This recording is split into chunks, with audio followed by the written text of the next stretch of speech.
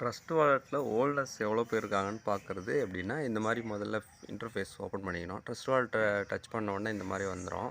இந்த இன்டர்ஃபேஸ் வந்த உடனே நீங்கள் என்ன பண்ணணும், அந்த ட்ரான்ஸ்ஃபர் இல்லைன்னா ஸ்வாப் ஏதோ ஒன்று அதை டச் பண்ணிங்கன்னா உங்களுக்கு மோர்னு இருக்கும், மோர் டீட்டெயில்ஸ்னு இருக்கும். அந்த மோர் டீட்டெயில்ஸை கிளிக் பண்ணிவிட்டு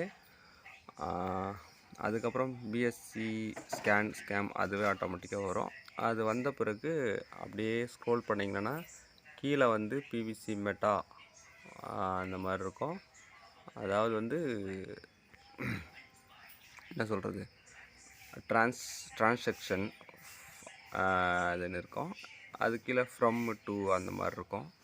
அதில் போயிட்டு நீங்கள் பிவிசி மெட்டாவை டச் பண்ணிங்கன்னா ஹோல்டர்ஸோட எண்ணிக்கையை காமிக்கும். இது எதுக்காகனா எவ்வளோ பேர் ஹோல்டர்ஸ் இதில் பிவிசி மெட்டாவை வாங்கி வச்சுருக்கவங்க மொத்தத்தில் அப்படின்றத காண்பிக்கும்.